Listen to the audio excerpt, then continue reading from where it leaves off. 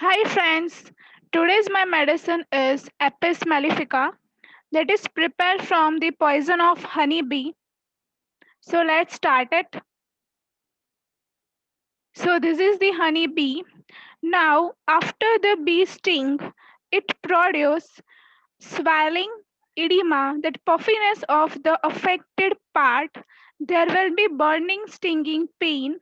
The appearance is rosy red hue appearance, and there's so much pain, and the patient is so much sensitive to touch that patient has become irritable, restless, and cries, or even weeps because of so much pain.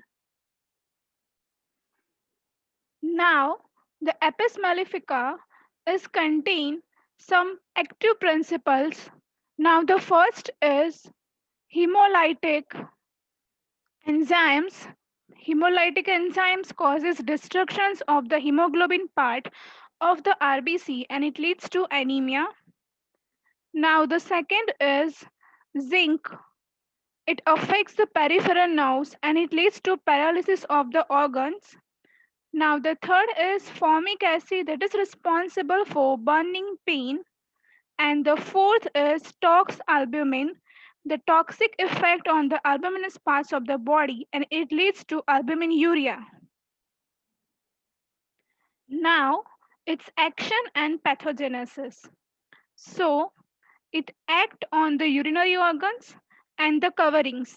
Now, which are the coverings? So, outer coverings and the inner coverings.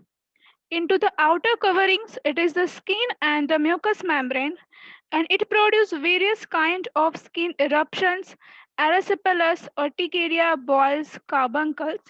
There will be violent inflammation,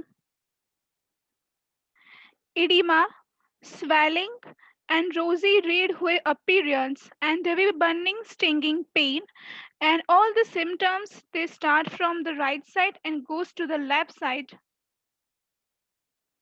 So this is the action on the outer coverings, that is the skin and mucous membrane, that leads to violent inflammation, dropsical condition. Now the inner coverings, into the inner coverings, that is the serous membrane that lines our vital organs, that is the pleura, the synovial membrane. Now if we start from head to foot, so it affects the meninges, so it leads to meningitis. So there will be a remittent fever, and it is the high grade fever, and the patient is thirstless during the chill phase. The fever is continuous type, and patient does not want to coverings because it is because he is very sensitive to touch, and there is internal heat.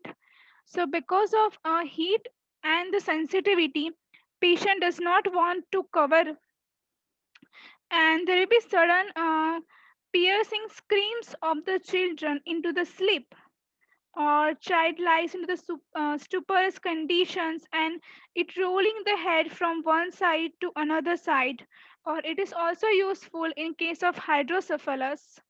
Now, the second covering is surrounded the lungs, that is the pleura. So it leads to pleuritis.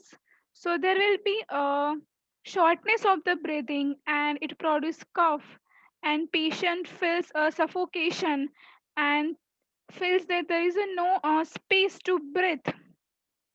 Then we go to heart. So it is the inflammation of the pericardium. So leads to pericarditis. So there will be palpitations, and the pulse, they are the intermittent, quick and weak pulse, or it may cause organic heart disease also.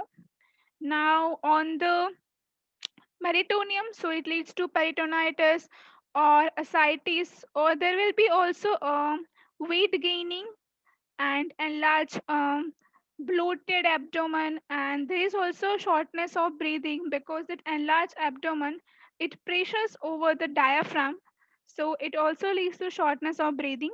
Now the synovial membrane around the joints, so it leads to synovitis.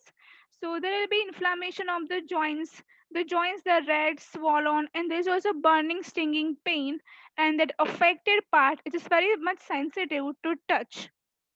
So this is the action on the coverings.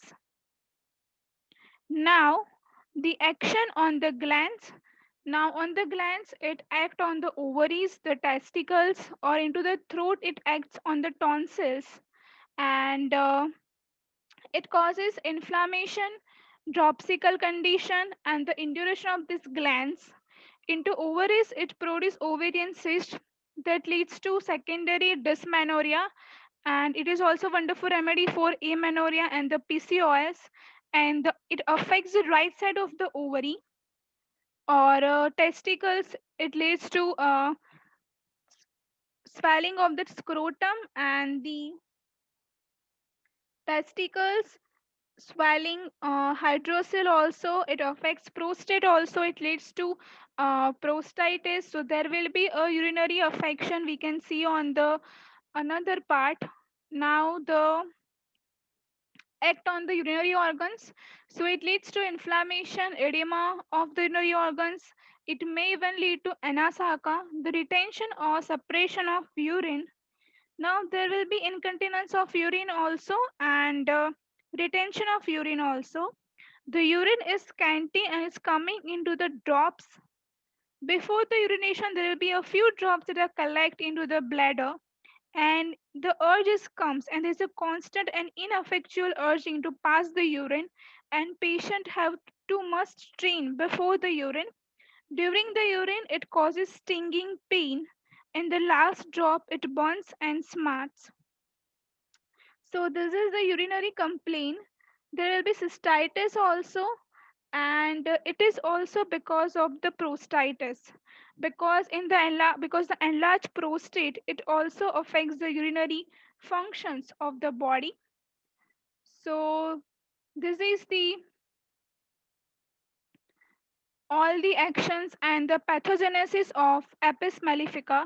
I hope you like it, and if you find it helpful, then please like my video, subscribe my YouTube channel, and share it with your friends. Thank you.